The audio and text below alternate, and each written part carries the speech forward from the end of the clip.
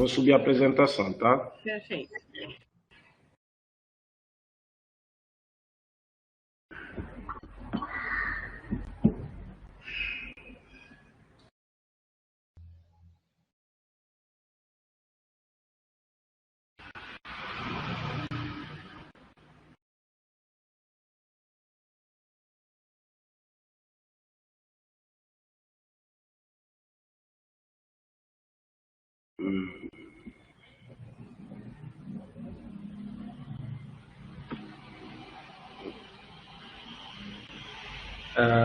Novamente, bom dia a todos e a todas. Tá? Hoje é o último dia da nossa formação, então acredito que vamos continuar as mesmas regras que a gente pré-estabeleceu no primeiro dia. Tá?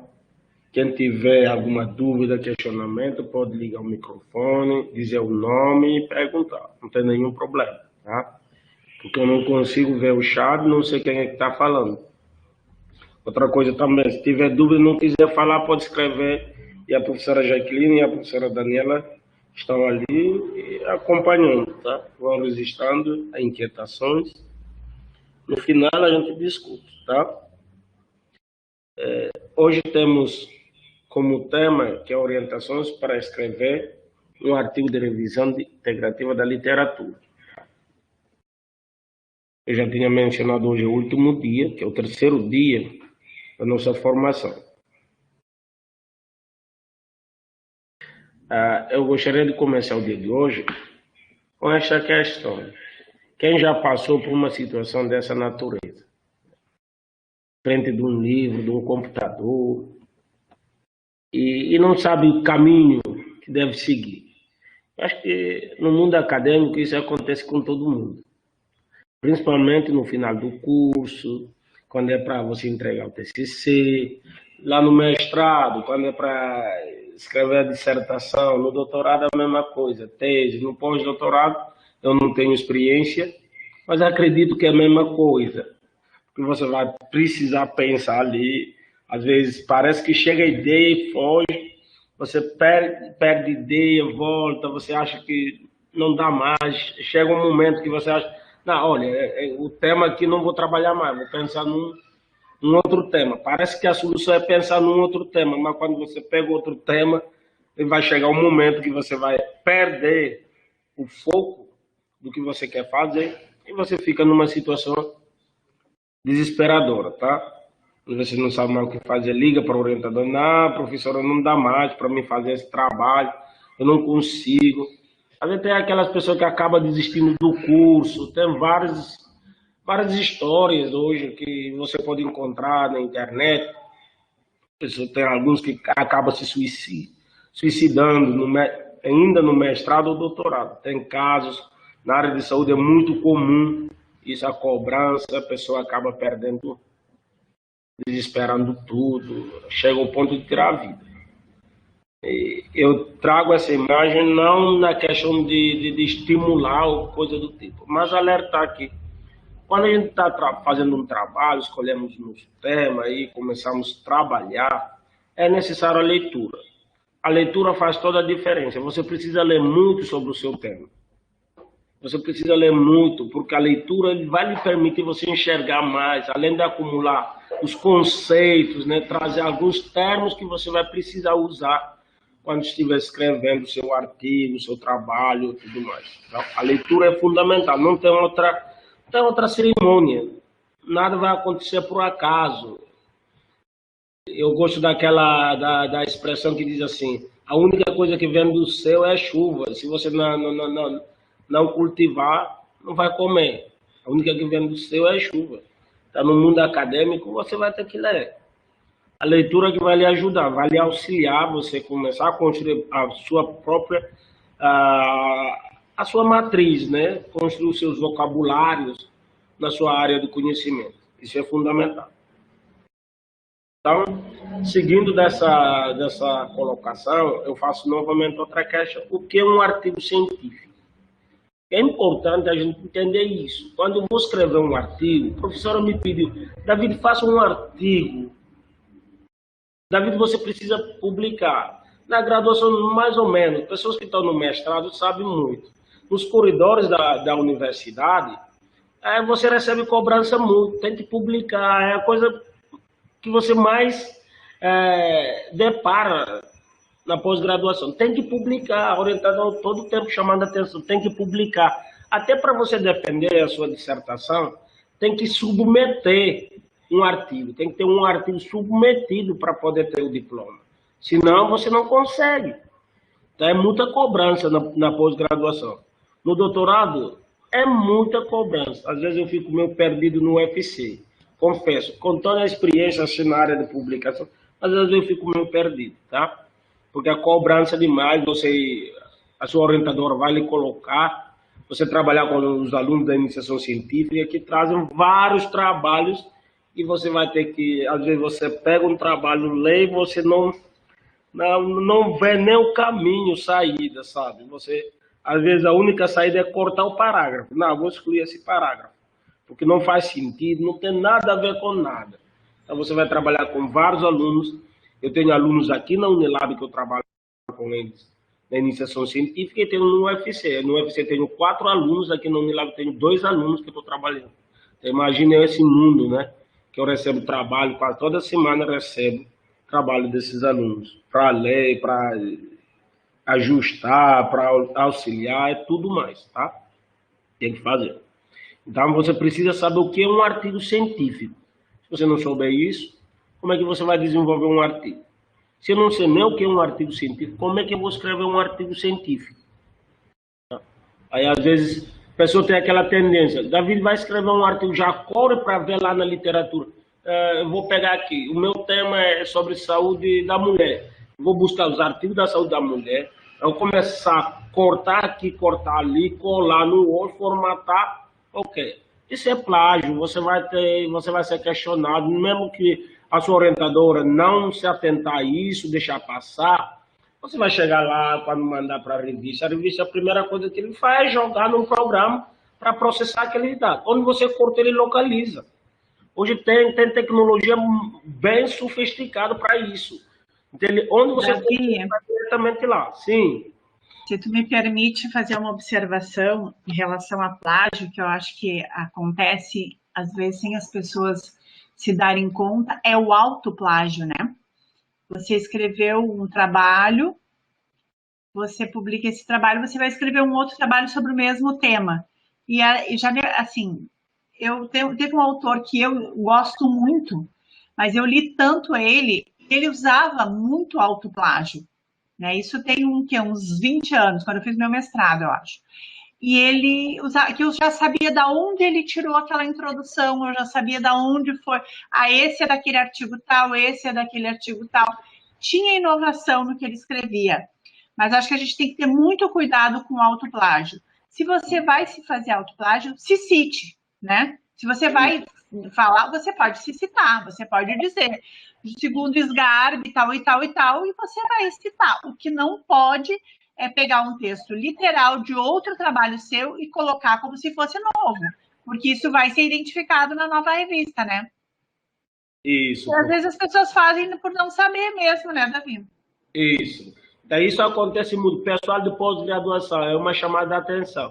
Na pós-graduação, o que acontece? Você escreve a sua dissertação, depois você publica lá no repositório da universidade, e chega um momento que você quer fragmentar a sua dissertação para publicar artigos. Isso acontece muito na área da saúde. O que acontece?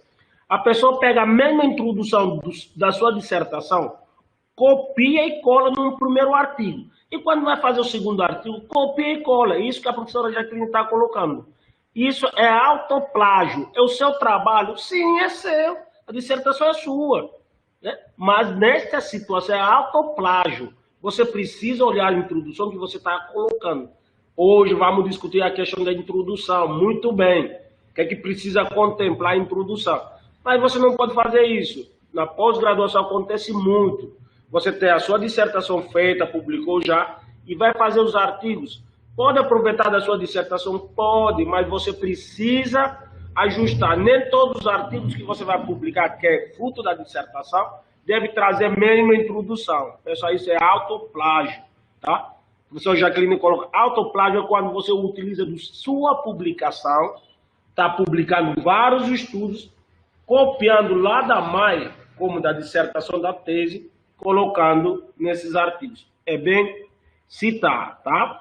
Não Outra fica... coisa que nas ciências sociais a gente usa também é você colocar um asterisco, uma nota de rodapé, onde você, além de você se citar, né, dizer que é um trabalho que já foi publicado, mas colocar esse trabalho trata-se de uma revisão, um aprofundamento e tal, de trabalho tal, ou está baseado na dissertação de doutorado tal, ou está, sabe, a gente sempre, quanto mais você clarear as coisas que mostre o seu caminho metodológico e por que você fez aquilo, quanto mais lícito fica, né, mais correto fica.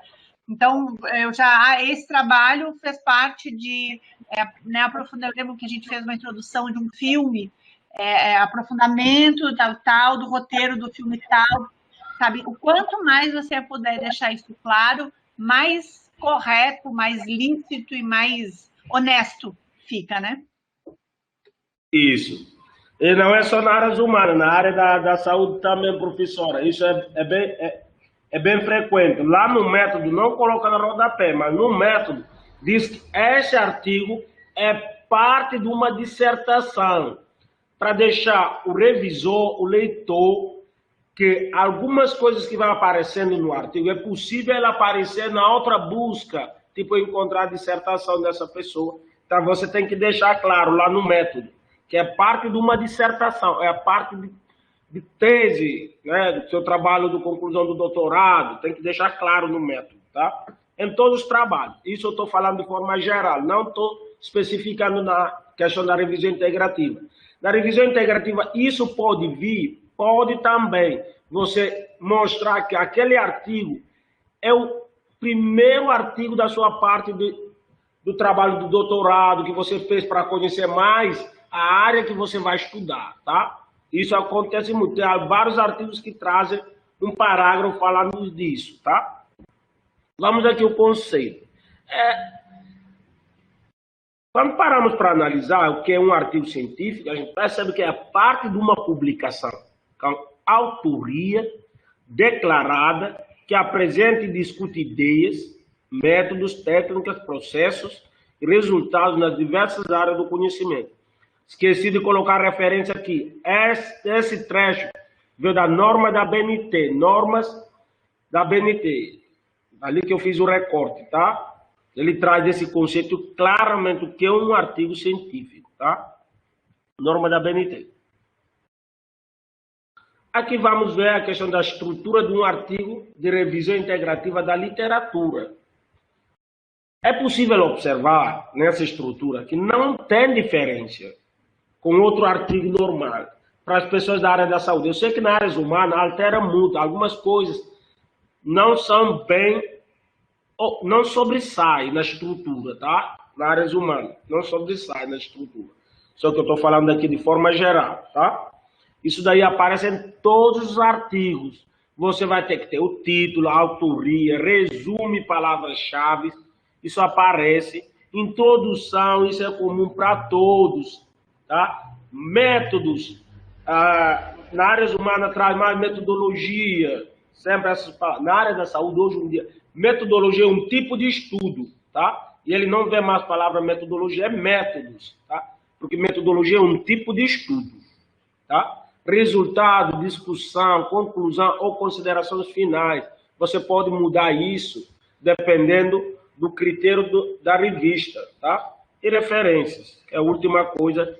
Conversamos ontem sobre isso. Como eu posso agilizar o processo de elaboração de referência? Mendeley, Zotero. Ontem conversamos sobre o Mendeley, tá, pessoal?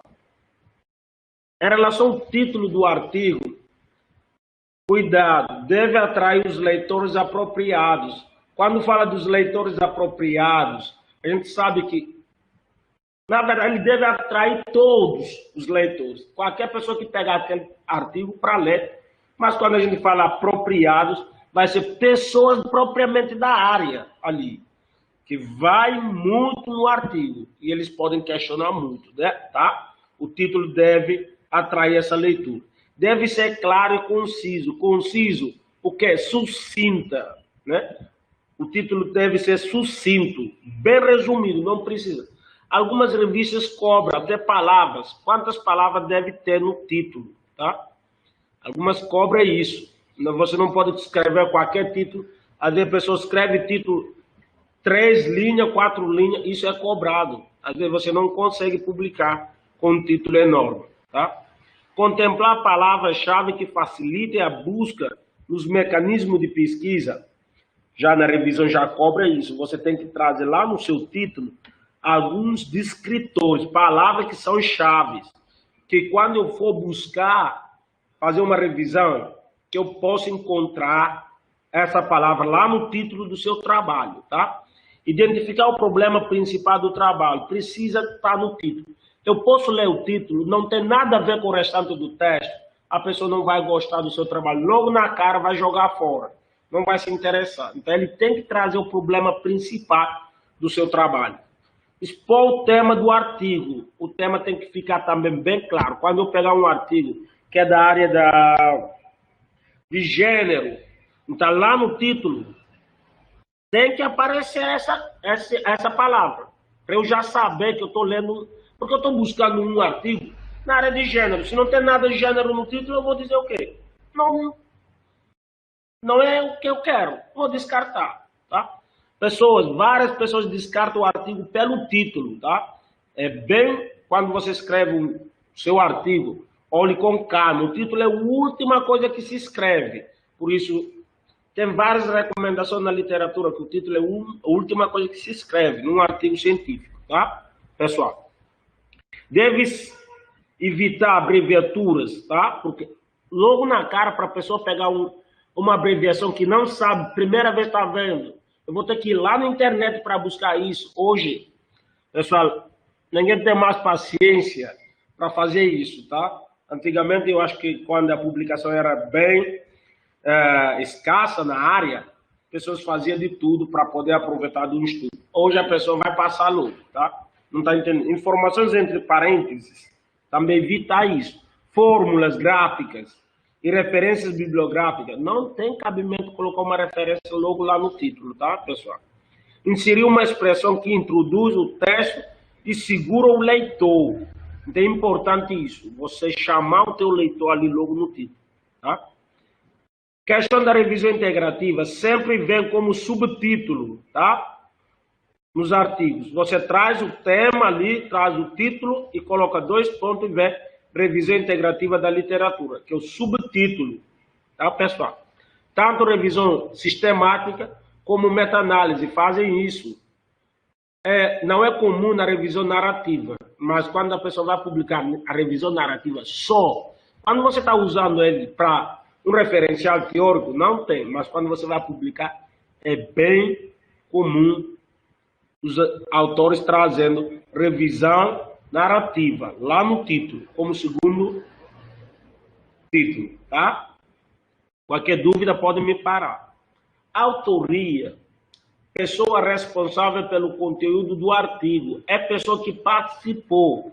É comum também colocar o nome da pessoa só por colocar. A pessoa não contribui em nada, mas eu vou colocar o nome porque meu amigo, a minha amiga quer publicar, está com dificuldade, está passando por algum problema, cobrança, não é bom. Se você sabe que a tua amiga está numa situação dessa, convide para ajudar. Ajuda, tem vários tipos de ajuda. Só pelo fato de ter revisado o manuscrito, depois que eu escrevi todo o artigo, eu mando para essa pessoa fazer a leitura e ver o que pode estar contribuindo naquele manuscrito, tá? Então, é importante que fique claro, a autoria, pessoa responsável pelo conteúdo do artigo. Porque quando o artigo for dar um problema, essa pessoa será procurada. E não, você não pode dizer, não, colocou o meu nome, só colocou o meu nome, não cheguei a ler. Isso não dá no mundo científico, você fazer uma coisa, você tem que ler. A minha orientadora, você não vai publicar nada que ela não faça a leitura. Não, professor, já escrevi tudo. Mande para mim. Vai fazer a leitura na íntegra para poder dar autorização. Senão, não coloca o nome dela. Ela não quer isso, tá? Cobrança muito. Nome completo, eu coloquei só por exemplo aqui, David Carlos Joaquim, lembrando que a autoria você tem que colocar o nome completo. Cuidado, tem pessoas que ficam mudando do nome, isso dá problema depois, porque quando você quer aproveitar, está num concurso ou está numa seleção, aí diverge muito as suas produções. Isso é cobrado, tá, pessoal? Porque a banca, a professora Jaqueline sabe muito bem, a professora Daniela já tem experiência nisso, que a banca lá do processo seletivo ou um concurso vai investigar profundo, eles não vão só olhar por cima não, eles olham na íntegra, tudo, confere um por um, tá? E você não tem como escapar quando você diverge o nome nas suas publicações. Afiliações, também é coisa que é colocado nos artigos, para que a revista possa acompanhar, tá? Ele é acompanhado do nome, tá? Do autor, você coloca o nome lá. Tem pessoa que coloca sobrescrito, tá? Sobrescrito. Davi, deixa eu só fazer uma observação em relação ao nome, né? Assim, botar o nome dos outros no artigo. A gente, claro, está vivendo um momento muito difícil de cobrança, de excesso de publicação, as pessoas têm que publicar e tal e tal. Mas eu sou muito cuidadosa com isso, assim, né? E já me aconteceu de alunos colocar o meu nome porque fizeram um trabalho a partir de uma disciplina minha e colocaram o meu nome quando eu ver o trabalho está sendo apresentado, publicado como resumo e sem falar comigo, né? E assim, eu entendo que isso é uma consideração, né? Que as pessoas estão querendo, assim, na verdade, ser gentil e, enfim, acham que isso é correto, mas isso não é correto. Se você fez uma disciplina, se você vai fazer, apresentar um trabalho e vai fazer um artigo, você tem que avisar a pessoa, o professor, e dizer, olha, eu estou pensando em apresentar um trabalho sobre tal artigo que a gente discutiu na sua aula, ou, enfim, qualquer curso e tal e tal. A senhora quer ajudar, quer fazer, quer participar, quer ler, porque eu me sinto muito constrangida de ter meu nome em coisas que eu não ajudei. Isso já aconteceu, então a gente tem que ficar muito atento. Sempre, sempre você tem que consultar a pessoa e pedir para que ela contribua, sim.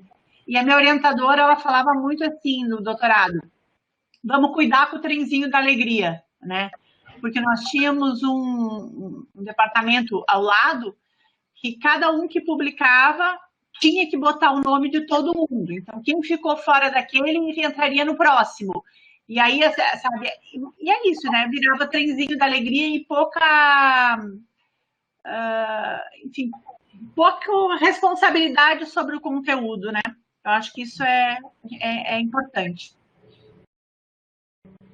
Muito bem colocado, professor. Muito obrigado, tá, professor? Então, essa questão de colocar o nome, não coloque o nome. Às vezes, aquela pessoa te ajudou lá na construção do projeto, mas você vai escrever, você construiu o projeto, fez a pesquisa, vai escrever o seu artigo. É bom que você notifique essa pessoa, olha, a sua contribuição lá na elaboração do projeto, ele está te convidando para essa publicação, eu vou lhe encaminhar o manuscrito para você dar uma olhada. É importante isso. Isso até a pessoa que está indo no artigo fica, eu acho que é a coisa mais, assim, contemplada, né? A pessoa se sente lá como, eu contribuí, fiz a leitura, dei uma sugestão, eu fiz aquilo, e não esperar só acontecer aquele episódio assim, de você estar lá naquele evento e ver lá um trabalho sendo apresentado, o seu nome lá, e você nem sabia que estava o seu nome, tá? Pessoal, a questão também da filiação, continuando aqui, ela é bem diferente, depende da questão do periódico, da revista, tá, pessoal? Depende da revista, tá? Como é que vai ser essa questão da filiação. Ele diz quais são as informações que vão ser contempladas.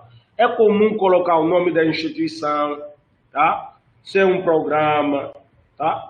Também questão ser um aluno, ser professor, tá? É comum isso, nessa questão.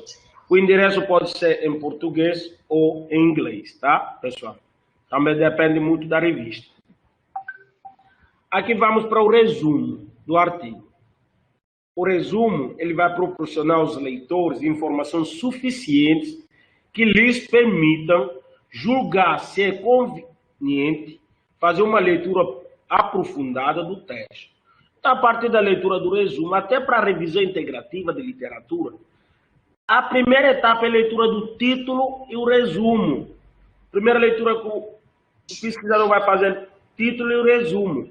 Então, o resumo vai me dar a informação necessária para eu saber se aquele artigo contempla o tema que eu estou desenvolvendo ou não. Eu posso excluir pelo título e o resumo. Por isso é importante, quando você vai escrever o resumo, faça um resumo sucinto, bem clara, tá? Clara mesmo, claro, um resumo que seja claro, tá? Para que o leitor possa contemplar a leitura logo no resumo e poder, caso se tenha interesse, continuar a leitura na íntegra do seu trabalho. Estruturas. Pessoal, na área humana, vou chamar a atenção. É comum ter uma introdução do resumo. Eles trazem um primeiro, porque o resumo é composto só pelo um parágrafo, tá, pessoal? É um parágrafo, é parágrafo único. Não tem parágrafos, é um parágrafo único, tá? Áreas humanas, através primeiro, a primeira frase ali que vem, a introdução do resumo. Na revisão integrativa de literatura, uma vez que as revistas cobram muito o número de páginas, as pessoas tendem a começar com o objetivo. Vem logo lá. O presente trabalho objetiva-se identificar, tá, é o objetivo. Vem o objetivo, o método, resultado e conclusão, tá? Tem alguns periódicos que pedem que o resumo não seja estruturado. Ele não quer que esses termos, objetivo, método, resultado e conclusão, apareçam no resumo. Então, a partir da leitura, você vai saber qual é a parte que já está no método, qual é a parte objetivo, qual é a parte resultado e conclusão.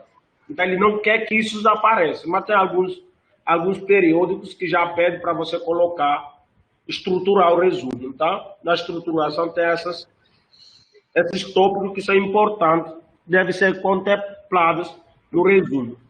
Bem de forma sucinta, tem que ser contemplados. Palavras-chave, falamos disso ontem. Alguns artigos trazem descritores também. Você pode encontrar descritores. É comum palavra-chave, mais na questão do quê?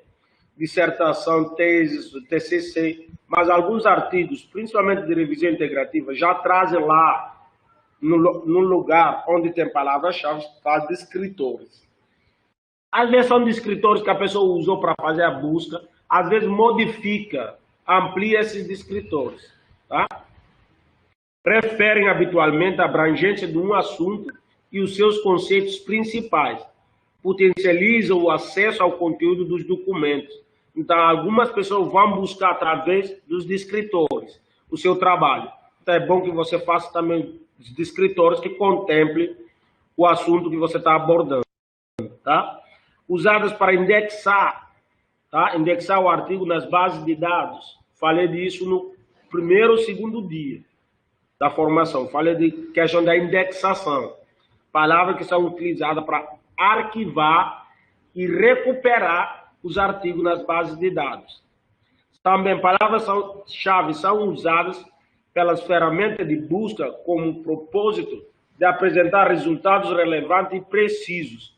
Eu posso olhar a palavra-chave, já sei o que vai vir no restante do corpo do seu artigo, tá? É bem comum isso, a pessoa olhar lá nas suas palavras-chave para saber o que tem o restante do seu corpo de trabalho. Podem ser expressões curtas, tá? O número das palavras-chave depende da revista, do periódico também. É comum 3, mas depende da revista, tá? Você vai olhar lá as normas quando você estiver escrevendo a sua revisão integrativa. Primeiro, você olha as normas da revista onde você quer publicar. Tem lá dizendo, ele vai dizendo tópico por tópico, o que tem que aparecer. E o número também, lembrando do resumo. Ele define lá caracteres que tem que vir, o número de caracteres. ou às vezes com espaço ou sem espaço, que tem que ver, que são palavras que o resumo tem que ter um número total, tá? Define isso. Às vezes é pouca coisa, você não dá para ter muitas manobras, você tem que ser direto mesmo no resumo. Não tem como você se enrolar, tá? Questão da introdução. Davi, eu acho que uma coisa que é importante também, que acontece muito e muitas revistas, né, deixam isso muito claro, mas não é para fazer, é utilizar as mesmas palavras do título como palavras-chave. A palavra-chave está como palavra-chave e aparecer no título também. Né? Tem muitas revistas que não aceitam, existe meio que uma indicação geral para não se utilizar isso, né? Pelo menos no campo que eu atuo. Tem essas recomendações profissionais, tem casos, exceção, que às vezes aparece ali, eu tenho palavra-chave lá no título mesmo, que aquela palavra representa muito o meu ponto, pode aparecer nos escritórios na palavra-chave, pode aparecer. Mas o que a professora está colocando aqui, é claro, às vezes tem tendência de pessoa recortar no título para elaborar, colocar a palavra-chave. Isso não é admissível, tá? Você precisa, a palavra-chave precisa contemplar o assunto. Por isso... Também diminui a tua possibilidade de ser encontrado, né? Se você repete. Na área da saúde, o que é? Eles cobram, a primeira coisa que o parecerista vai checar, né? Uma das primeiras coisas, né? Que vai checar, ele pega todas as suas palavras-chave e joga lá no DEX, para ver se são de escritores. Se não forem de escritores, ele, como é da área, porque quem vai avaliar o seu trabalho é a pessoa da área.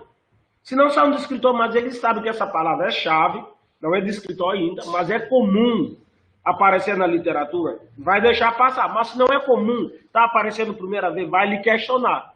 Pode não rejeitar o seu estudo por conta disso, mas vai lhe mandar o artigo questionando isso. Tá? Questionando isso. Então, pessoal, o N eu já falei aqui, depende também da revista, o número das palavras-chave. É comum 3, mas depende da revista, tá? A questão da introdução. Apresentação das informações que justifica a pesquisa, acompanhada do objetivo do trabalho. Uma das dicas que eu faço é essa, tá? Essas perguntas. De que trata o assunto? Eu tenho que responder isso na introdução. De que trata o assunto? De que se trata o estudo, aliás? Eu tenho que responder essa questão. Se eu responder essas informações, vem na introdução. Por que a investigação foi feita? Por que foi feita? Se eu responder essa questão, dessas informações aparecem na introdução. O que se sabia sobre o assunto no início da investigação? Se eu responder, dessas informações tem que aparecer na minha introdução. O que não se sabia sobre o assunto e motivou a investigação? Isso é justificativo, ele aparece lá na introdução também, tá? Quais são os pontos polêmicos do assunto? Ele também precisa aparecer. Se eu responder essa questão, essa informação precisa vir lá na introdução. Quais perguntas que se pretende responder no trabalho? Tá? O que é que eu pretendo responder no trabalho? Aparece também lá. Isso traz a questão da importância do trabalho, tá? Aqui são alguns tópicos que eu coloquei aqui. Contexto, relevância, tá? A questão da relevância do meu trabalho. Declarar preeminência do tópico ou área. Eu tenho que deixar muito claro na minha introdução em que área eu estou escrevendo. Porque o leitor vai querer se identificar ali, tá? Familiarizar termos, objetos e processos. Frase de efeito chamativa, que destaca a relevância do tema.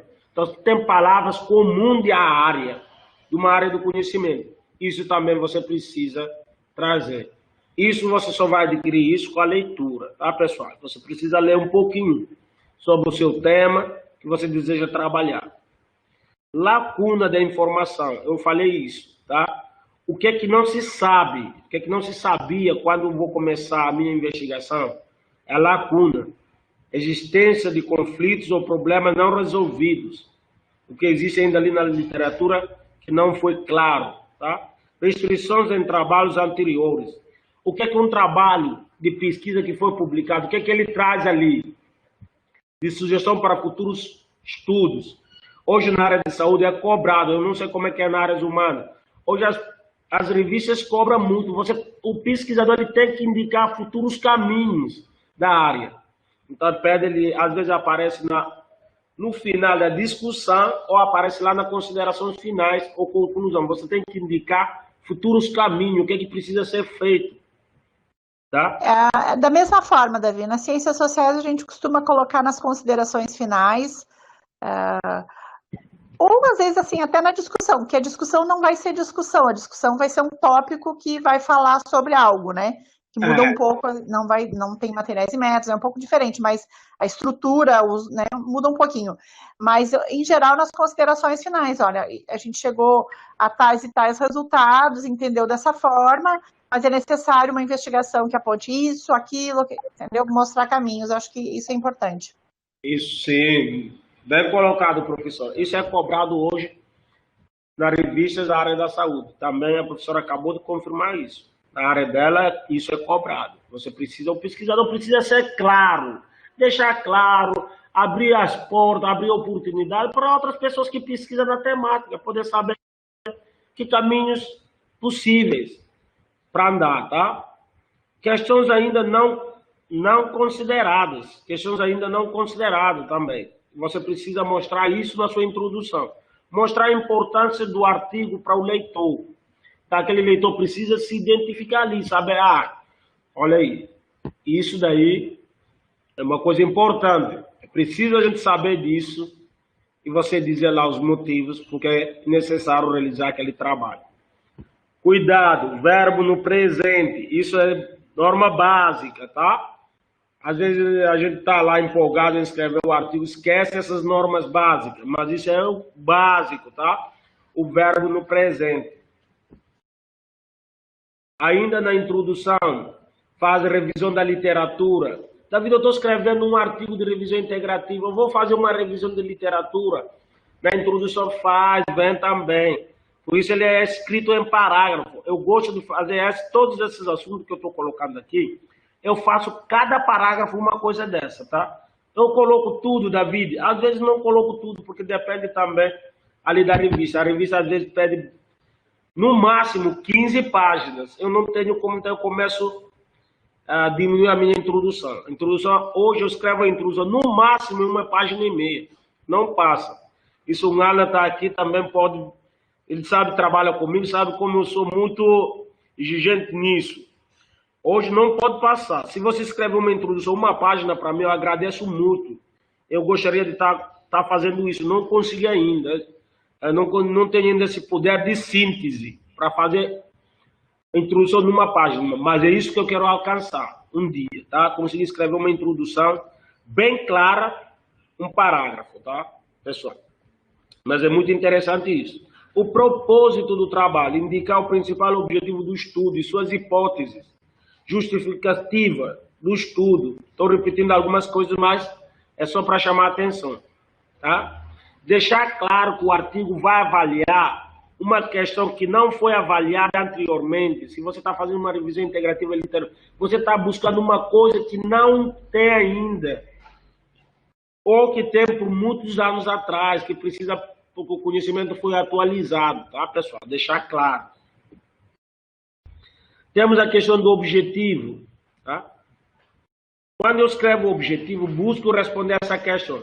Por que o estudo foi feito? O que se espera dele? Quando eu respondo essa questão, é o meu objetivo, tá? Lembrando, é o centro do estudo. Os autores gravitam em torno dele, tá? O objetivo é o centro do seu estudo. Você precisa deixar claro. A introdução deve estar ligado com o objetivo, conduz ao objetivo, tá? A introdução tem que ter um nexo lógico ali com o seu objetivo. Você não pode introduzir uma coisa e depois questionar outra coisa. Não? Não. Isso daí o parecerista vai dizer, olha, não tem nada a ver com nada, tá? Você tem que conduzir ao seu objetivo, a introdução.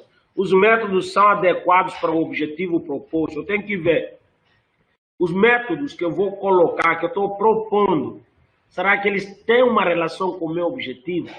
Isso de forma geral, não só na revisão integrativa, isso de forma geral. Qualquer trabalho acadêmico você precisa observar isso, tá, pessoal? Os resultados guardam relação com o objetivo, o que eu estou propondo. Lembrando que a introdução ela é escrita depois que você tem o método, resultado, discussão, conclusão ou considerações finais. Você volta e escreve a introdução, resumo, palavras-chave e o último, o título. Ngala está aqui, tá? Eu chamo Ngala, tiro referência sempre no Ngala porque trabalha comigo e a gente discute muito bem sobre esses assuntos. A introdução você vai escrever depois, por isso pergunta aqui, se ele guarda a relação com o objetivo, tá? A discussão analisa achados relevantes para o objetivo, tá? Você respondendo essa questão, se a discussão analisa, tá? Os achados relevantes para o objetivo, então você já sabe que o seu objetivo está bem claro, tá? As conclusões respondem ao objetivo. Conclusões do meu trabalho que eu estou fazendo, responde ao objetivo? É preciso responder essa questão. Quando você responde, consegue responder no seu trabalho, então o seu objetivo está claro. Pessoal, regra básica, objetivo no infinitivo, tá, pessoal? Métodos. O que foi realizado é a questão que eu coloco, tá? O que foi realizado? O que foi realizado, tá? Uma boa metodologia mostra domínio e experiência sobre o assunto. Ela apresenta detalhes suficientes que permitam outro pesquisador repetir o estudo. O método tem que ser reprodutível. Se o método não for reprodutível, ele é descartado. Estou escrevendo um método. Qualquer pesquisador da área é possível pegar o que eu escrevi e reproduzir. Se ele não conseguir, aí o parecerista manda. Olha, esse método não tem nada a ver com nada. Manda para você. Aí são as informações detalhadas que você precisa dizer no método. Materiais que você utilizou para elaboração ou para desenvolvimento do seu trabalho. Procedimentos. Procedimento quer dizer como foi. Ponto por ponto. Você tem que dizer ponto por ponto. Procedimento. Equipamentos, sabe? Você utilizou alguma tecnologia. No caso da revisão integrativa, se eu utilizei o Mendeley como base de dados para organizar, sistematizar o meu processo, eu preciso citar, tá? Lembrando que ele é uma tecnologia. O Mendeley é uma tecnologia leve, dura. É um conceito do Mary. Fala de tecnologia, tipos de tecnologia, tá? Lembrando, a análise dos dados, eu preciso dizer, na revisão integrativa é comum pesquisadores não citarem como foi analisado, mas é necessário você dizer, se for de forma descritiva, se for análise do conteúdo, tá? É preciso dizer. Davi, eu acho que uma coisa que é importante a gente ter claro, que um método, ou os aspectos metodológicos, ou percurso metodológico, como se usa muito nas ciências sociais, é contar o que tu fez, que deixe claro o que tu fez, para que quem vai avaliar, quem vai ler o teu trabalho, possa identificar, bom, é possível chegar a esse resultado usando esse caminho. Né? Que fique muito claro isso, eu acho que a gente tem que ter essa clareza. Então, você tem que detalhar metodologia, aspectos metodológicos, você tem que detalhar, você tem que colocar, você tem que explicar. Nas ciências sociais, a gente costuma, inclusive, contar o que não deu certo.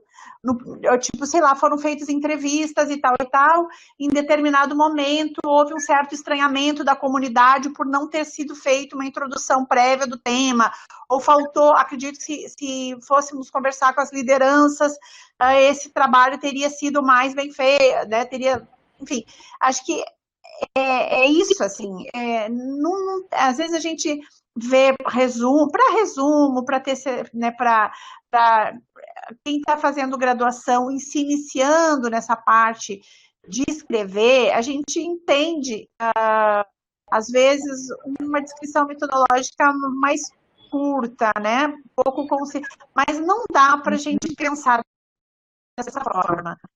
Metodologia é escrever o que você fez, é explicar, é contar, é dar os caminhos de como você chegou nos seus procedimentos. Então, assim, é muito comum, assim, como eu dou práticas agrícolas, o pessoal faz a prática e depois apresenta um resumo na semana universitária. Foi utilizado a revisão bibliográfica, uma linha, 2 linhas. Como assim, sabe? O que, de que forma, como que foi, né? Como que foi pesquisado essa revisão, como é que foi feito. Então, assim, tem que ter, o objetivo é esse, sabe? É mostrar que você consegue chegar naquele caminho, naquela resposta usando aquele caminho, né? E inovou, e se você inovou, se você trouxe outras questões, você tem que deixar isso claro. Então, é algo essencial, assim, a gente trabalhar muito bem quando você está explicando o seu caminho metodológico. Bem colocado. Obrigado, professora. Muito obrigado. Isso. A professora está colocando uma coisa fundamental, o caminho, como você chegou. Porque o seu parecerista, quem vai avaliar o seu artigo, ele vai andar o mesmo caminho que você disse. Se ele não compreender uma coisa, vai pular. Se pular, não vai chegar aos mesmos resultados que você chegou. Aí é um motivo para recusar o seu trabalho. Você precisa dizer da forma como você andou. Porque o parecerista ele vai andar o mesmo caminho que você está dizendo. Ele não vai, mesmo sabendo, olha, não deveria dar um passo aqui, faltava alguma coisa aqui. Não vai fazer isso. Ele vai percorrer o que você está dizendo. Ele só vai replicar na revisão integrativa. É comum, mesmo base de dados, ele vai abrir base de dados, vai pegar os descritores que você disse que utilizou, vai utilizar da mesma forma, vai checar um por um, como você está dizendo.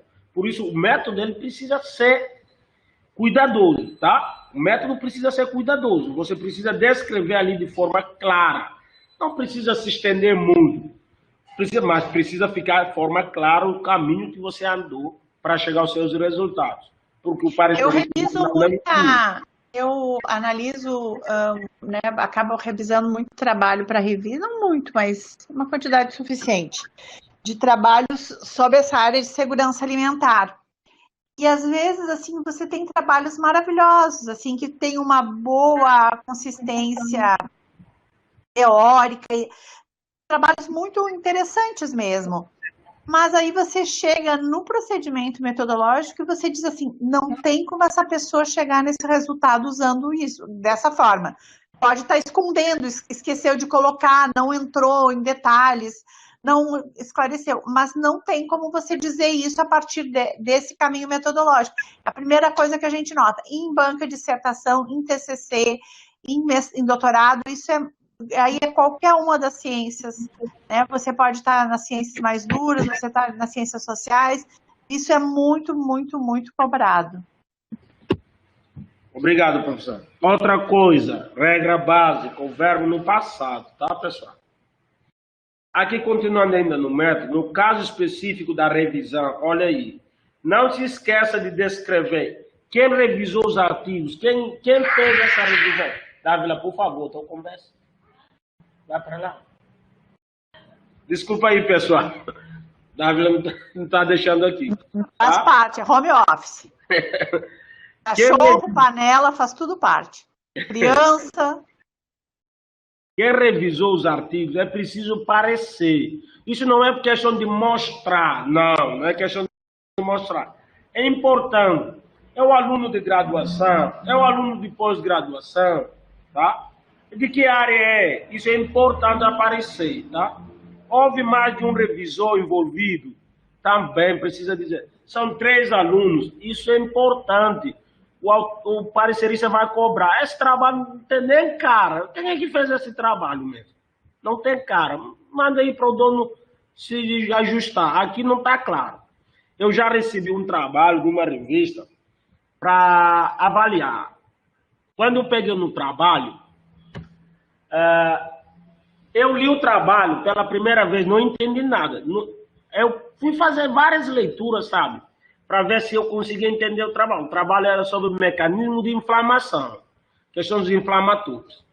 Aí eu li o trabalho várias vezes, assim, ficou muito a desejar, porque o trabalho parece que você não sabia quem é que escreveu o trabalho. Porque quando o trabalho vai para o parecerista, o nome de quem do trabalho não vai, nem a instituição, nem nada, não pode ter informação, nada dos autores. Do trabalho vai só o quê? O título, resumo, vai o restante do trabalho. Então eu recebo o trabalho daquele dali, não consigo saber nem de que área está vindo esse trabalho. Ah, foi escrito pelo pessoal da medicina? Sim, foi. Mas quem escreveu? Porque na área da saúde não tem só médicos. Tem enfermeiro, fisioterapeuta, farmácia, tem várias áreas. Então você precisa deixar claro, na revisão integrativa precisa deixar claro. Os artigos foram avaliados independentemente por cada revisão. Isso também é importante, porque isso dá maior rigor ao método. Isso é muito bem visto pelas revistas, tá, pessoal? Quando 2 revisores fazem o processo de forma independente e quando tiver alguma divergência, procura um terceiro revisor para poder fazer o julgamento da divergência, tá? Isso é muito interessante quando você estiver fazendo a sua revisão integrativa de literatura. Tem que destacar essas informações também no método. Ainda, não esqueçam de escrever quais critérios foram utilizados para avaliar a qualidade metodológica dos estudos. Tá? Estratégia de busca nas bases de dados, isso precisa aparecer no método. Como é que o parecerista vai andar os caminhos que você andou sem ter a estratégia que você utilizou? Você precisa dizer, olha, na base de dados PubMed, eu fiz cruzamento dessa forma. Eu coloquei isso, isso, isso. Precisa dizer claro, porque ele vai repetir a mesma coisa que você está dizendo. Eles foram descritos explicitamente na revisão, você precisa fazer esse questionamento. Se essas estratégias foram descritas no corpo do trabalho, tá? Como os artigos foram hierarquizados, tá? Em termos de nível de evidência. Eu coloco... Sim. Eu queria só complementar essa parte de estratégia de busca, né? E dizer que atualmente as revistas não estão vendo assim, né, muito bem essa questão de fazer só uma estratégia de busca, né?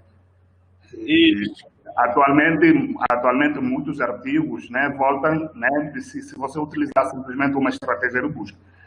É dizer que em cada base de dados que você vai utilizar, por exemplo, pode ser 6 bases de dados, você pode usar 6 estratégias diferentes, né? Então isso é visto, né, como algo benéfico atualmente nas revistas, né, quando for publicar o artigo de revisão de literatura. Mas aí você tem que destacar na metodologia, né, nos métodos, destacar passo a passo de cada base de dados, que tipo de estratégia que você utilizou, quais os cruzamentos que você fez lá para encontrar os artigos. Bem colocado, Nalna, muito obrigado. Isso é interessante, já ia passar, tá, pessoal? Mas eu falei isso, eu acho que foi no primeiro dia, a questão das estratégias de busca. Você pode criar várias estratégias. Isso mostra que um domínio sobre o tema, um domínio sobre o assunto. Quando você cria várias estratégias ali, você quer ir além do que o parecerista estava esperando, daquele pesquisador. Você quer contemplar, você quer tirar tudo que está indexado nas bases de dados. Bem colocado, Naldo. Também registrar no método, colocar bem como você fez essas estratégias. Tá? A questão de nível de evidência, eu mostrei no primeiro dia aquela classificação de nível de evidência. Como é que você faz isso? Através dos métodos de cada estudo. Você vai ver estudos meta-análise, tá? Revisões de meta-análise. Meta-análise são padrão ouro hoje na área da saúde, tá? Meta-análise é padrão ouro. Nível de evidência é 1, tá? Você vai ter a questão de estudos sistemáticos, tá? Vem lá estudos de controle, né? Caso controle, estudos experimentais, né? Vem estudos de casos, estudos de corte, tá? Estudos quanti, quali, opinião, tem várias classificações. Então você precisa deixar isso claro no método. Informações importantes. Se os métodos que adotou já foram feitos antes, indique a fonte. Eu posso dizer, começar um método, eu estou utilizando análise de conteúdo de Bardan. Para análise dos dados, utilizei análise de conteúdo de Bardan. Eu coloco citação, fonte. Não precisa você descrever como é essa análise. Eu coloquei fonte. Então, se o parecerista quiser confirmar essa informação, a referência está lá na referência, tá? Dos trabalhos. Pega, joga na internet, vai encontrar como é. Pré-análise, análise e tratamento dos resultados. Que Bardan orienta, tá? Então, isso daí é interessante. Quando o método não é seu, você está usando. Indicar a fonte. Se você modificou o método, fez algumas alterações, é bom indicar alterações que você fez, tá? É interessante onde você está alterando, porque ele vai pegar o método que você citou, mas vai perceber que alguma coisa não existe lá no método. Então você fez a alteração, é bom você dizer, alterei isso, isso e aquilo, tá? Por exemplo, utilizar a matriz da URSS, tá? Aquelas tabelas com variáveis. Se você modificar alguma variável ali para atender o objetivo do seu trabalho, diga que variável você utilizou. Então, eu utilizei trabalho da URSS, tá? Mas fiz a modificação, adaptado, tá? E dizer o que você adaptou. Seja preciso nas medidas utilizadas, inclua forças e fraquezas desse tipo de mensuração utilizada. Então, isso é informação adicional. Você não será cobrado porque não é o meu foco. Mas se você colocar, é uma coisa que é bem vista, tá? Mas não é cobrado por isso, tá? Essa questão da fraqueza do método que você utiliza. Pessoal, resultados. Eu faço o resultado nas duas perguntas. O que foi encontrado, se eu responder essa pergunta, então eu já estou elaborando meus resultados. Quais são os fatores revelados pela investigação?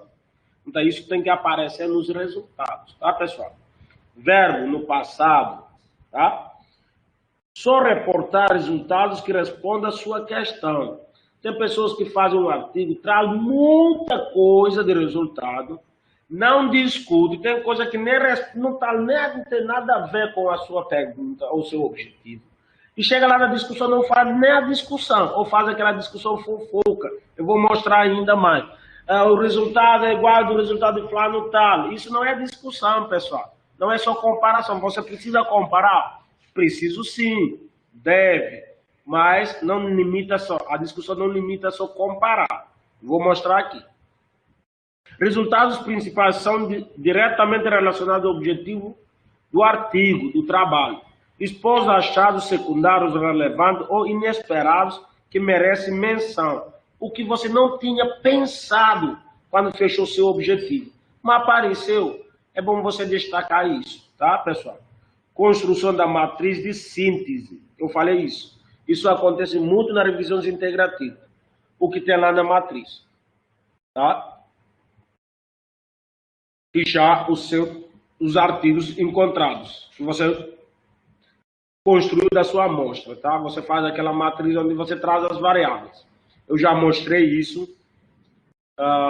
Ontem eu mostrei também. Mostrei duas tabelas ontem sobre a questão da matriz. Tabelas, figuração, independentemente do texto. Tem pessoas que acabam fazendo essa confusão. Descreve tudo que está na tabela. Não pode. Isso você está duplicando informação. Você está só ocupando espaço. Se você tem a sua tabela, é só destacar o que sobressaiu na tabela. Eu tenho, por exemplo, 15 artigos de revisão que fizeram parte da minha amostra. Eu coloquei tudo na tabela. Fiz a tabela lá, coloquei variáveis, fiz aquela matriz, coloquei todos os estudos, sistematizei ali. Aí eu começo a descrição dos resultados. Eu descrevo tudo que está na tabela. Eu estou só duplicando a informação. Eu preciso destacar, tá? Qual é que foi a maior base de dados? Onde é que eu encontrei mais estudos? Destaco. Que tipo de estudos que eu encontrei mais? Destaco. Qual é o país com maior publicação? Destaco. Então você vai destacar o que sobressaiu mais. Isso daí a minha orientadora, eu lembro que nos meus primeiros trabalhos, quando eu comecei é começar essa questão de produção acadêmica. Eu fazia muita confusão disso, cara. Mas a minha orientadora me ajudou muito. É bom você se aproximar da sua orientadora quando você estiver escrevendo, porque tem experiência e vai lhe ajudar muito. Tá, pessoal? A orientadora é para ajudar. Às vezes dá um puxão de orelha, mas é para o bem. É para você poder crescer a nível da produção acadêmica. Tá, pessoal? Tá? Evite de fazer essa repetição. Dados apresentados em tabelas e figuras não devem ser colocados no texto. Eu já falei isso, tá, pessoal? Apenas enfatizados. Discussão. Interpretação e os comentários sobre o significado dos resultados. Isso é a discussão. Comparação com os outros achados de pesquisa sobre o assunto. Posição do autor sobre o assunto. Então, você tem que interligar essas coisas. São, assim, tópicos que tem que se interligar. Quando eu trago um assunto na discussão, eu trago aquele tópico, aquele assunto, aquela variável, eu comparo com o que já existe na literatura sobre aquela variável e eu tenho que assumir uma posição frente daquele resultado. Tá? Não só fazer comparação. Você pega alguns artigos, você vê só, o meu resultado é igual do fulano tal. E aí? É igual do fulano tal. E depois? Aí o pesquisador não fala nada mais, deixa do jeito que está ali, coloca ponto, passa para outro assunto. Isso não é bem visto. Pessoal, você comparou, aí você assume a sua posição enquanto pesquisador, enquanto a pessoa que está naquela área, que faz a leitura, que tem conhecimento, o que é que você vai dizer perante o que você está encontrando. Se o seu resultado diverge com o da literatura, se converge, né? Se ratifica estudos passados, eu preciso dizer esses termos e depois assumir a minha posição. Tá? Perguntas chaves quando eu faço isso. O que significa os achados apresentados? Para mim, enquanto pesquisador, o que é que isso significa para mim? Às vezes, saindo só fora do assunto, num estudo quântico, você tem os números. Você tem ali seu número, mas o que é que aquele número significa para mim? Eu tenho lá pacientes maiores de 18 anos apresentam ou menores de 18 anos apresentam maior risco de infecção sexualmente transmissível. Eu tenho um número lá, maior de 18 anos, o que é que isso significa para mim? Você tem dados ali que você vai ter que puxar e tirar daquele codificação para todo mundo poder ter acesso a esse conhecimento. Os achados estão de acordo com os resultados e de outros autores ou são divergentes, isso já falei, tá? Se diverge, se converge ou se ratificam outros estudos, você precisa mostrar isso, tá? Ainda na discussão, avaliação crítica da própria pesquisa, você também precisa olhar, e a professora Jaqueline até colocou isso, tá? Quando estava comentando a respeito das sugestões, né, dos autores para futuros estudos, tá? Você precisa dizer o seu método, tá? Se o método que você utilizou, se ele apresenta algumas limitações, isso para você indicar futuros estudos, que limitação ele apresenta. Para quem vai desenvolver o trabalho naquela área, naquela linha de pesquisa, já sabe, olha, Flávio usou tal método e já me disse que esse método não é indicado. Então eu posso buscar outro método ou associar. Pego o método que ele usou, mas adiciono o método do outro autor, para fazer ali um estudo misto, né? Um estudo quanto e quali. Aí hoje não existe mais isso na literatura. Não, vou fazer um estudo quanto e qualitativo. Não existe mais. É o estudo misto, já mudou, tá, pessoal? Então, essa limitação é preciso ficar claro. Aspectos positivos, principais qualidades do estudo, também precisa destacar ineditismo, tá? Metodologia rigorosa, resultados de impactos, isso precisa sair também na sua discussão. Todos esses tópicos na discussão que eu vou encontrar, tá? Comparação crítica com a literatura pertinente. É bom que você faça a comparação também com a literatura de estudos que foram publicados nas revistas de alto impacto. Eu não vou pegar um período, não estou sendo assim criterioso com isso, mas é bom que você, se você vai pegar de baixo impacto, faz uma mesclagem ali, trata também a revista de alto impacto ali, tá? publicação de alto impacto, porque isso é pertinente, é bom, isso é bem visto, você faz ali, concordante, Davi, discordante, por que você discorda? Sim, professora, desculpa. não, eu queria falar um pouquinho também sobre as comparações, porque assim, na área da saúde, né, uma revisão ela traz também muito aquele aspecto de ter vários estudos sobre o mesmo problema e aí entrar no consenso, talvez de um tratamento, de um procedimento, não sei, né? Mas na área nossa da agronomia, a gente tem que tomar cuidado com as comparações, porque a gente às vezes quer comparar coisas que são incomparáveis. Vou dar um exemplo aqui. A gente trabalhando na área de agroecologia, que são sistemas complexos, sistemas biodiversos, né? E aí você coloca, por exemplo, um exemplo claro, mas um sistema agroflorestal, um sistema produz menos milho por hectare do que um sistema convencional. Mas são coisas incomparáveis, porque o sistema convencional, ele planta muitas plantas de milho por metro quadrado, por exemplo, por um espaço físico. No sistema agroflorestal ou um sistema mais biodiverso, ele vai ter o milho, ele vai ter o feijão, ele vai ter, entendeu? Então, também, às vezes, tem que pensar em que tipo de comparação eu quero fazer. Então, eu tenho também, dentro das comparações, que balizar, que pensar o que eu quero falar. Porque, senão, eu vou dar um exemplo claro. Às vezes, eu orientei os meninos sobre arroz em Guiné-Bissau. Depois eu tive que me ausentar, mas foi um longo período para falar, né, e também de fazer comparações entre sistema, por exemplo, de Guiné-Bissau e do Brasil convencional. Para mim, eu não sei, aqui tem um grande número de pessoas, são coisas que não são comparáveis, né? Então, por exemplo, na área da agronomia, a gente tem que levar, e assim, muitos artigos levam ou não levam isso em consideração, e isso tem um peso, porque uma coisa é você cultivar ou fazer experimentos mais controlados e depois comparar com o campo. Então, assim, a comparação eu acho que ela é importante, né, para a nossa área, mas ela tem que ser muito bem pensada, o que você está querendo comparar, né? Que é diferente da área que eu trabalhei no mestrado e doutorado, que eu tinha, por exemplo, níveis de metal pesado em água, solo e sedimento, né? E aí você compara com a legislação do Brasil, você compara com uma legislação, no caso do estado de São Paulo, que tinha, alguns estados não têm. Mas aí, até para isso, por exemplo, será que eu posso comparar a legislação do estado de São Paulo para níveis de metal pesado, sendo que a geologia do Nordeste ou do Ceará é diferente e pode ser que, naturalmente, alguns níveis sejam mais altos para aquele sistema, entendeu? Isso aconteceu no meu doutorado. O nível de cromo dos solos da onde eu pesquisava, em Minas, eles eram naturalmente mais altos, entendeu? Então, assim, a gente tem que estar atento para as comparações, para os parâmetros que a gente tem, porque pode ser até que algum resultado que eu tenha, ele pode ser indicativo de mudança ou não de parâmetro, né? Ou de encontrar coisas.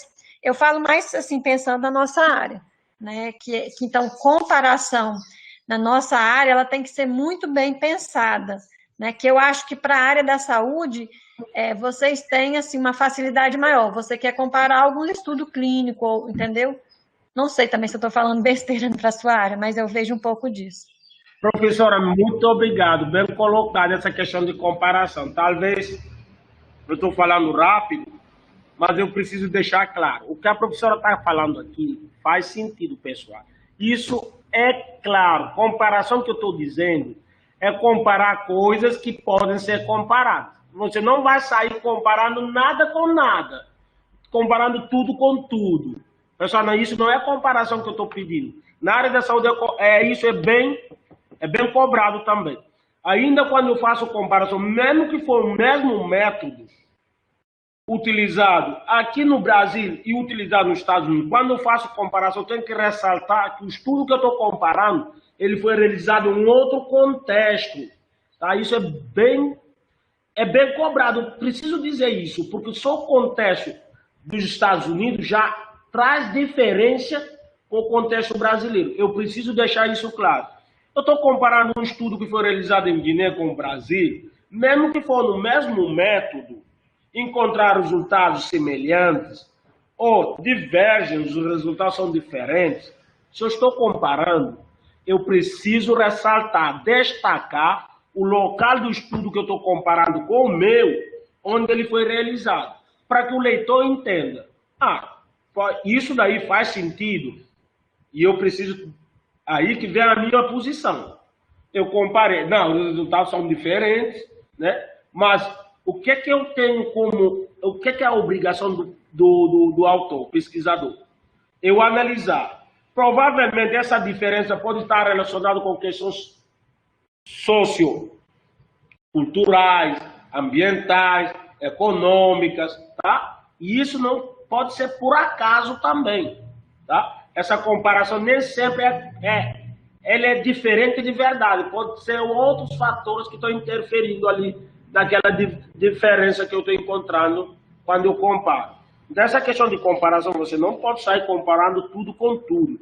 Tem que saber o artigo que olhar, ler. Por isso que você vai comparar tem que ler muito, entender aquele estudo e depois destacar se aquele estudo, se for realizado no Brasil, não precisa destacar, porque o leitor ele já supõe que está comparando duas coisas do mesmo contexto, por isso não destacou. Mas quando os contextos são diferentes, é necessário destacar isso no seu trabalho, na discussão, destacar que aquela comparação é isso. David, eu não consegui nada que possa comparar com o que eu estou trabalhando. Pode comparar com coisa diferente, que a professora Dani disse aqui, na área dela, não é recomendado. Na área da saúde é recomendado, desde que você também deixe claro, olha, aquele estudo que eu estou comparando, ele foi realizado, né, um outro tipo de sistema. Se é o sistema convencional, como a professora Daniela está dizendo, eu estou comparando com o sistema, não sei se é de tecnologia, professora Daniela, desculpa. Davi, no que você falou, se eu for comparar uma tecnologia muito diferente, eu tenho que deixar claro. Isso. Né? Ou, por exemplo, eu falar assim que eu produzo menos milho, mas eu produzo também fulano de produtos, né? Aí sim, pode ser, né? E aí discutir as vantagens, mas só puramente comparar um com o outro, dizendo que um é mais e o outro é menos, não faz sentido, né? É verdade, justamente. Muito obrigado, professor, bem colocado. Essa comparação que eu estava dizendo, de fofoca. Não, o meu resultado é igual do Flávio, tá. Meu povo, é igual dele. Mas e aí? O que é que quer dizer isso? Não quer dizer nada. Por isso, às vezes, eu não gosto nem de comparar. Eu não gosto de trazer comparação. Eu gosto de discutir os meus dados que eu vi e confrontar com a literatura. Confrontar com o que existe lá na literatura. Evitar a comparação. Porque ficar ali comparando, não, o resultado é igual, ratifica estudos passados, ratifica. E daí? O que vem depois, né? Então, isso é importante. Outra coisa importante na discussão, a imparcialidade é uma característica muito apreciada nos autores. Ela se manifesta de muitas maneiras, sendo uma delas incluir na discussão os relatos que não coincidam com os resultados do próprio estudo, tá? O pesquisador acaba se confundindo as coisas. Não porque eu gosto de tal método, não porque eu gosto de tal coisa, que eu posso me cegar, mesmo com meus resultados não condiz com aquilo. Por exemplo, pessoas que gostam do uso de metodologias ativas de ensino e aprendizagem. Eu gosto de metodologia ativa. Eu vou escrever um artigo sobre revisão de literatura, por exemplo. Uso de metodologias ativas de ensino e aprendizagem no contexto da histologia. Eu vou me cegar completamente porque eu gosto de metodologias ativas, não vou criticar ou não vou dizer o que a literatura está dizendo, está mostrando. Eu vou estar só batendo palmas. Olha, isso não é bom. Isso vai ser visto. Lembra que o seu artigo pode escapar do revisor. Primeira coisa, ele vai ser recebido pela equipe lá da revista. Pode escapar isso? Pode. Chegar no revisor, o parecerista pode escapar, porque às vezes tem dois pareceristas. Pode escapar no primeiro? Pode. No segundo, pode ser visto, tá, pessoal? O seu artigo é lido por muitas pessoas antes de ser publicado. Então, não tem como você esconder essa questão, tá? evitar essa questão de parcialidade, tá? Conclusão. Posicionamento do autor do estudo, coerente com seus objetivos e o próprio relato. Pode estar acompanhado de generalização, implicações, perspectivas, recomendações. É bom deixar claro. Primeiro parágrafo da conclusão tem que responder o seu objetivo.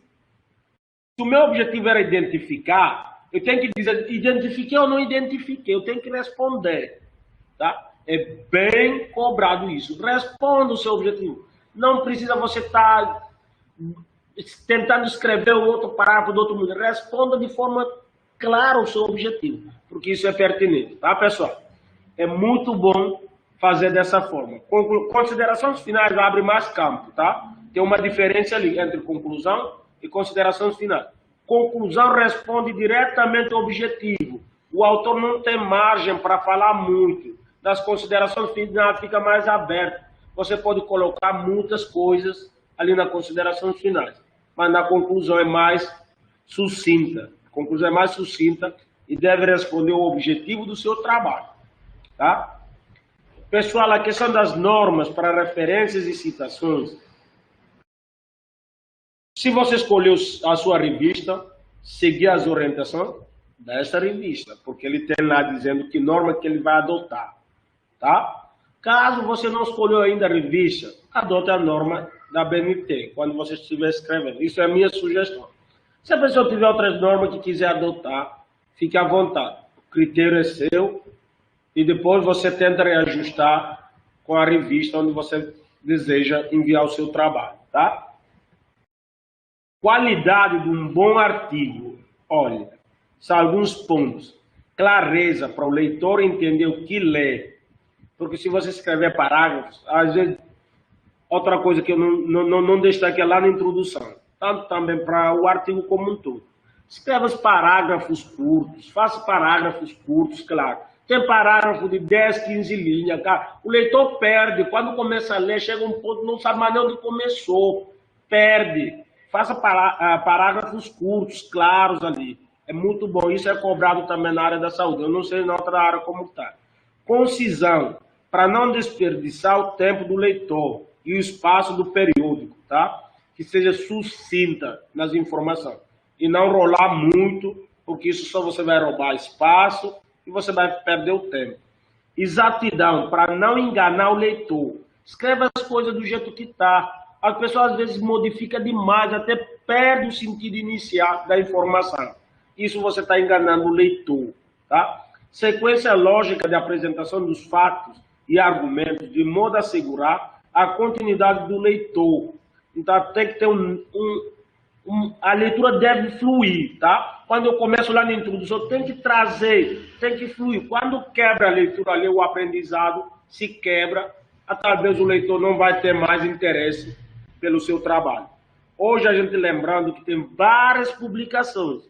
Você tem que caprichar no seu trabalho para poder chamar os teus leitores e poder prender os seus leitores. Senão ele vai mudar para outro autor, tá? Elegância, a fim de atrair a atenção do leitor e mesmo encantá-lo, tá, pessoal? Isso são algumas dicas que eu trago para o dia de hoje, tá, pessoal? Se tiver questionamento, eu acho que tem várias discussões no chat. Então agora a gente vai abrir para discussão. Isso foram algumas dicas que eu faço, que eu estou trazendo aqui. Boas coisas eu peguei da literatura para apresentar, mas boas coisas é da minha vivência mesmo, do dia a dia, quando eu trabalho na produção acadêmica. Aqui eu trago essa imagem. Será que ele está pensando em mim? Olha a resposta. TCC. Cuidado aí, viu? Que às vezes, se você mergulhar nesse mundo, estraga relacionamento, perde família, perde tudo. Então, ora, tempo para tudo. Divida o seu tempo e faça o seu trabalho da melhor forma possível. Tá aqui. Obrigado pela atenção, meus contatos. Estou à disposição. Agora vamos discutir as questões que estão no chat. Muito obrigado. Davi, tu colocou que eu não estou enxergando o chat. Tu colocou questões no chat ou são as pessoas que estão... Não, eu tinha olhado a discussão no chat. Por isso eu pensei que tem algum questionamento lá. Se não tiver também... Eu queria fazer só algumas considerações em relação a isso, à apresentação como um todo, né, Davi? Eu acho que a gente tem que ter claro que escrever é algo difícil, não é fácil escrever, mas precisa ser começado. E para se escrever bem, você tem que treinar a escrita, você tem que aprender a escrever, você tem que escrever, você tem que ler o que você escreveu. Quantas vezes a gente escreve algo e depois vai ler e diz, nossa, mas que frase mais torta, quem que escreveu isso? Fui eu mesmo. Então, assim, é um processo evolutivo, é um processo que exige leitura, e a leitura, ela não é só leitura para qualificar as informações que você tem, né? Para qualificar, digamos assim, o teu objetivo, os teus resultados. A leitura, ela serve também para a gente aprender a escrever. Como é que as pessoas escrevem, né? A gente se inspirar nisso e tentar fazer o nosso estilo e a nossa parte. Se fosse fácil escrever, todo mundo seria um Saramago, uma Isabel Allende, mas não, são raros. Então, a gente precisa aprender, a gente precisa refazer, a gente precisa ler bastante, e é assim que a gente constrói uma escrita. A gente precisa começar. Às vezes eu fico até, às vezes, como é que se diz? Não sei se seria constrangida, né? Mas às vezes os alunos no primeiro semestre, né, fazendo de segundo semestre, que é a disciplina que eu faço, Agricultura e Sociedade 1, no segundo semestre, professora, eu estou escrevendo um artigo sobre tal coisa. Assim, é interessante a vontade de escrever, né, a vontade de fazer, mas a gente sabe que é difícil alguém no início de carreira estar escrevendo um artigo. Então, escreva um resumo, escreva um bom trabalho para a disciplina, escreva uma síntese de um livro que você leu e vá treinando esse processo. Não que você não possa ir direto para um artigo, você pode, mas a tendência de um exercício anterior dar mais certo é extremamente importante. E ler. Gostei muito da imagem que você colocou por último, Davi, porque assim, ó, a gente está num momento de super excesso de informações.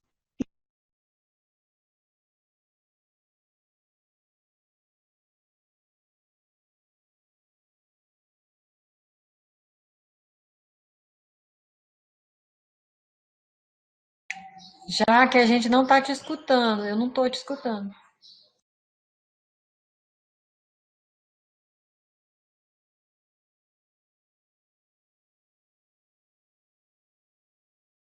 O microfone dela está desligado, eu acho que ela caiu.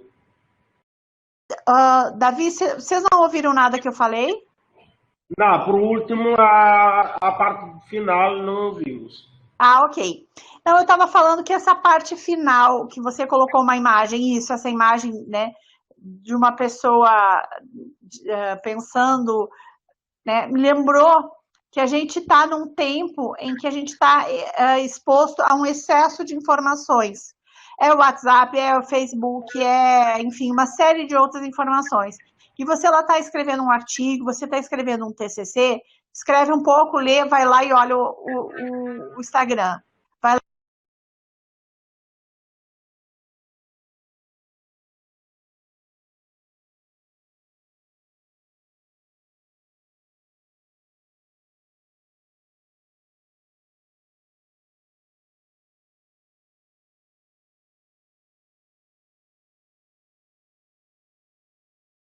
Não sei o que está acontecendo com a professora Jaqueline, mas está cortando direto, acho que é só da internet, da conexão, tá? Não sei se a professora Daniela tem alguma coisa. Pessoal, fiquem à vontade. Quem quiser ligar o microfone, comentar, questionar.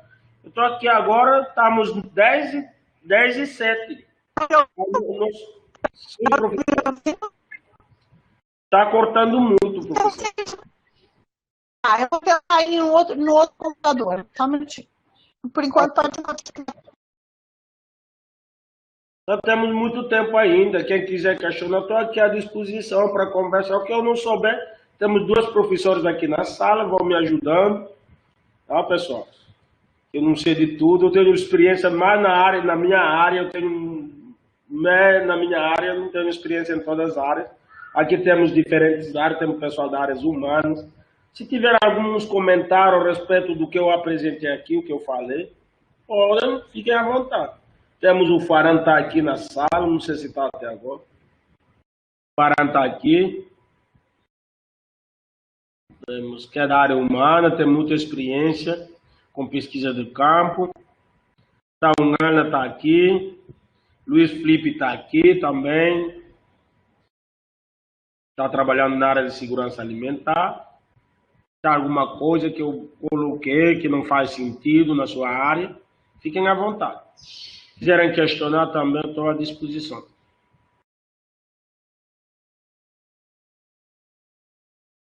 Temos Tagme. Tagme nem sabia que estava no curso, tá? Temos Tagme.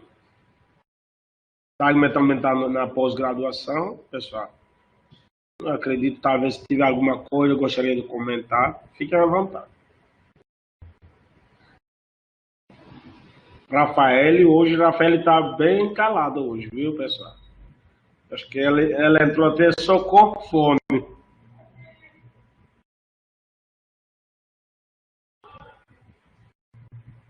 Voltei, eu acho que...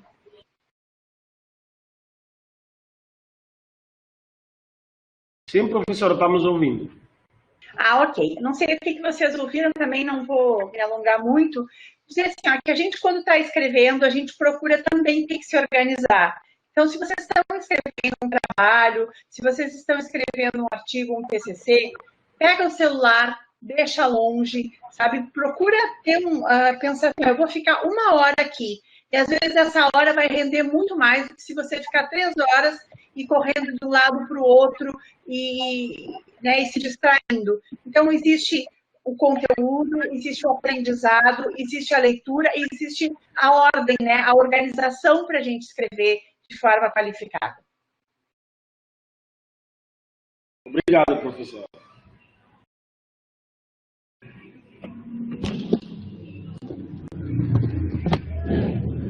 Temos também a Rildelene, está aqui, que é da pós-graduação, não sei se gostaria de comentar.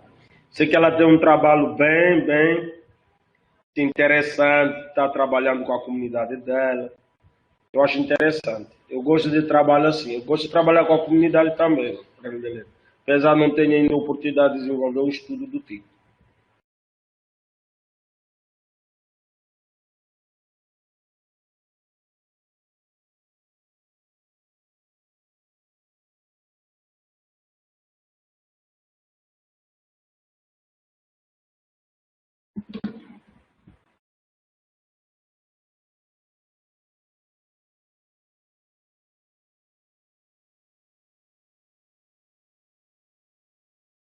Pessoal, acabamos por aqui hoje mesmo.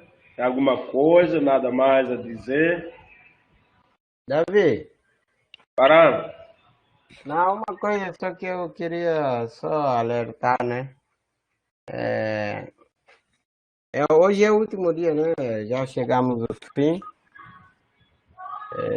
E com isso eu aproveito a agradecer, né, pela oportunidade dada e pelo seu empenho. A formação correu muito bem de forma tão pedagógica, né? Que permitiu compreender as coisas de forma mais clara. E agradecer também o projeto Consan, né, que sempre vem com as iniciativas que são bem recebidas pelo seu público. E continue assim, a gente trabalhando junto.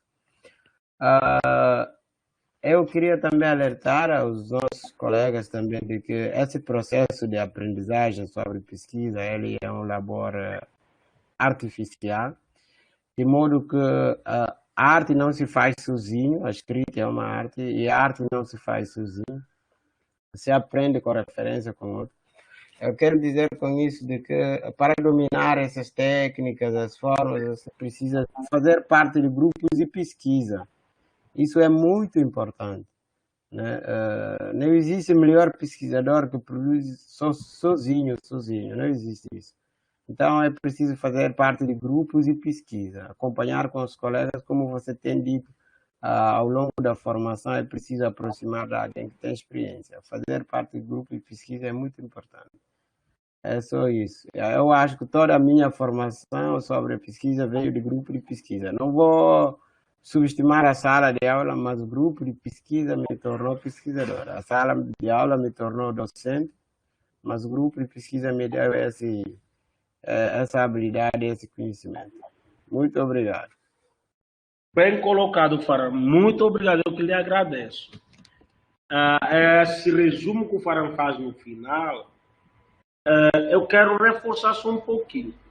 Da mesma forma como ocorreu com o Faram, também eu, né? No meu caso, eu consegui aprender muito no grupo de pesquisa. Quando eu entrei no grupo de pesquisa, eu lembro, até hoje eu converso com a professora Juliana, quem é da área da saúde, conhece, que é a professora da histologia da Unilab. Eu lembro, no primeiro semestre, pediu para a gente escrever um texto dissertativo, sabe? Um texto sobre os nossos projetos de vida, o que a gente quer. Um projeto. Eu lembro que eu escrevi o texto, mas não quero ver esse texto mais. Pessoal, esse processo é bem complexo, sabe? É uma construção do dia a dia mesmo.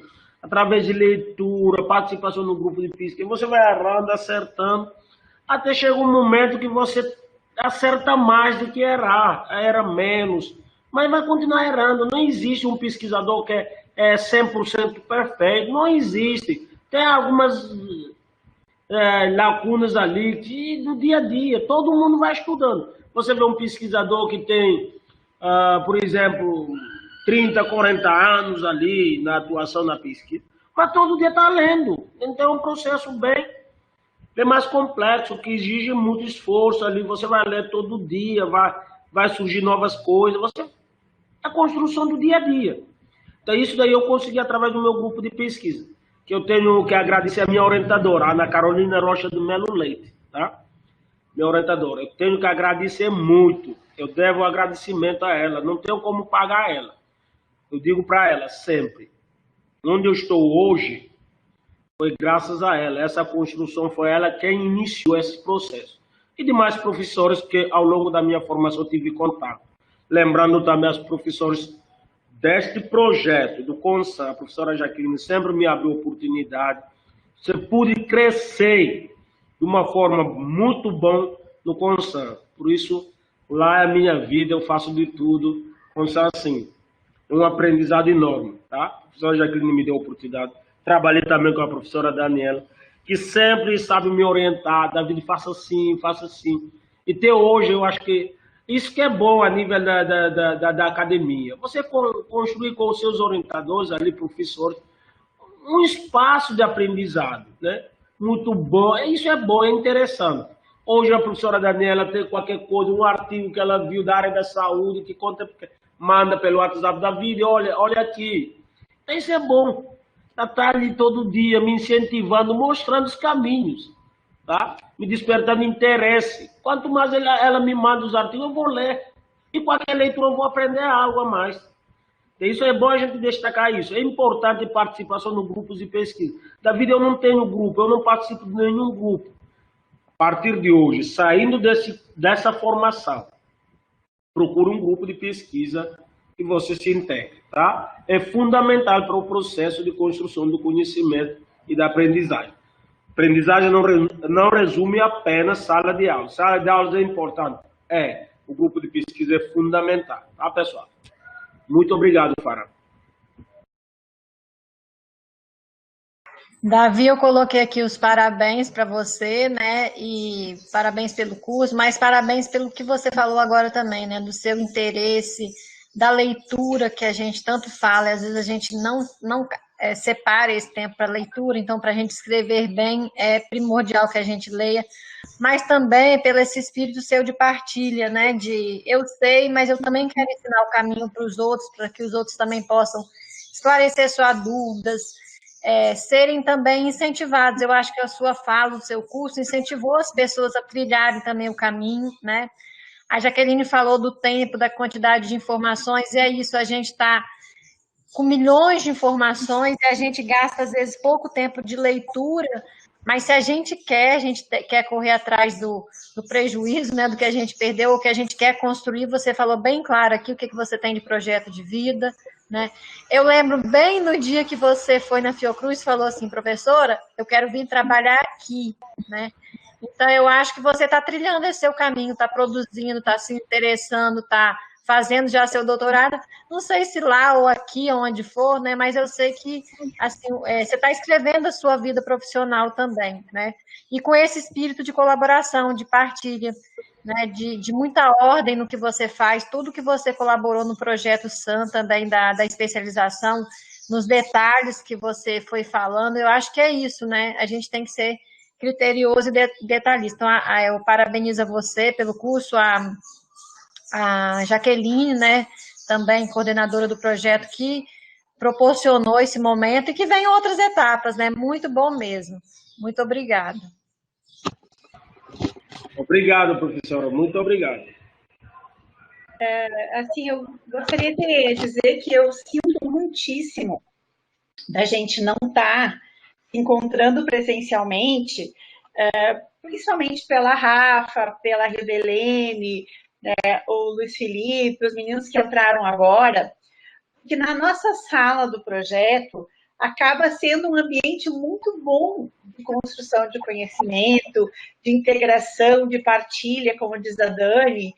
Assim, não que não tenha conflitos, porque onde tem seres humanos existem conflitos, e a gente tem que aprender a costurar, a ajustar, a tentar, né, a ver o que a gente tem em comum e não o que a gente não tem em comum, mas sempre foi um espaço de contribuição, né? E aí eu sinto porque como a gente entrou logo nessa função da pandemia, a gente não pôde vivenciar isso em 2020. Isso é muito positivo. Tanto a minha integração com vocês, mas principalmente a integração do Faran, que estava lá com o Davi, com as meninas, com a Renata, que já saiu. Isso é um ambiente que eu acho que é extremamente positivo. E a gente espera que isso se recupere, né? Também nós estamos, a Rafa está à frente disso, nós estamos criando um grupo de pesquisa, o Fara participou da reunião, em segurança alimentar e nutricional, um grupo de pesquisa que a ideia é abarcar, né, uma série de iniciativas nas diferentes linhas de atuação. Então, a gente já está com esse formulário aberto para as pessoas fazerem as contribuições, e todo mundo é convidado, né, a participar, a se juntar a alguma atividade que queira participar, que algum professor que esteja mais próximo. Eu acho que a gente tem muito a construir agora, daqui para frente, e nesse período aí atípico, né, o que a gente pode fazer. E eu sou muito grata aos bolsistas, eu sou muito grata a meus colegas, né, professores, que ajudam o projeto Consan a chegar onde ele chegou. Hoje, a professora Artemisa diz assim, que é a pró-reitora de Relações Institucionais. O projeto Consan é o que a gente tem de mais forte dentro da internacionalização da Unilab, e isso, assim, é música para os meus ouvidos. Eu sou muito, muito feliz por estar conseguindo, junto com vocês, tocar esse projeto. E aí eu queria contar uma coisa para vocês, por último. Acho que foi em 2018, eu saí do Auroras de carro, tenho ideia que o Lelo estava comigo, mas eu não tenho certeza. E tinha já pessoas no carro, e eu dei carona para um rapaz que eu não conhecia. E a gente começou a conversar e tal, e ele disse, meu nome é David. Eu falei assim, você, David, e pelo sotaque eu vi que não era dali e tal. Eu disse, você não foi selecionado agora para o projeto Consan? Ele, sim, sou eu, professora. E ali eu dei carona para ele lá, eu não conhecia, porque a gente seleciona as pessoas no projeto sem conhecer, a gente abre um edital, as pessoas se inscrevem e as pessoas são selecionadas, independente de conhecer ou não conhecer, enfim. Né? Eu não conhecia o Davi, eu disse, e a gente se conheceu naquele momento. E assim, eu sou muito grata dele ter participado dessa seleção, e é uma pessoa que ficou com a gente de uma forma muito intensa, uma pessoa que eu posso contar sempre, e acho que ele está trilhando um caminho muito bonito, e toda a oportunidade que a gente puder dar a ele, ao Faran, e todas as outras, né, que estão vindo agora, chegando agora no projeto, a gente vai dar, porque eu acho que é isso, assim, a gente está procurando fazer um caminho diferente, a gente está procurando construir conhecimento, e vocês podem contar comigo, eu tenho certeza que com a professora Daniela e com tantas outras. E, assim, o Davi em especial, eu mando e-mail para ele de noite, de madrugada, faço isso, eu mando o WhatsApp para as pessoas, porque é a minha forma de conseguir me organizar dentro de tantas coisas, e quando ele pode, ele me responde, senão ele vai responder no horário que ele pode, mas ele está sempre disponível, e é isso, assim, que faz a diferença, né? A gente conseguir a pessoa assim, não se colocar como um bolsista que está ali cumprindo um horário, cumprindo uma função, mas alguém que faz parte de um processo e que quer contribuir para esse processo. E eu tenho tido muita sorte com os bolsistas, para ser raras exceções que as coisas não funcionaram bem, mas na grande maioria, sem dúvida nenhuma, são pessoas que se botam a contribuir no conhecimento. Então, a gente vai registrar esse curso aqui como um curso de extensão. Em breve, o Davi vai receber um certificado como professor do curso, as pessoas que participaram também vão receber um certificado, mas acho que não é esse a principal importância. Acho que é o momento que a gente teve aqui de 16 horas, deve ter dado umas 6, 7 horas de debate, de construção, e eu agradeço muito a Davi, aos professores e a todo mundo que esteve aqui com a gente. Muito obrigado, professora. Muito obrigado. Então, acho que a gente finaliza, né? Se a gente tivesse presencialmente, né, como tudo que a gente faz lá no Projeto Consa acaba em bolo, acaba não em pizza, mas acaba em bolo, acaba em tapioca, a gente ia comer e ia confraternizar junto. Isso não foi possível agora, mas a gente vai ficar vivendo essa confraternização para quando isso for possível.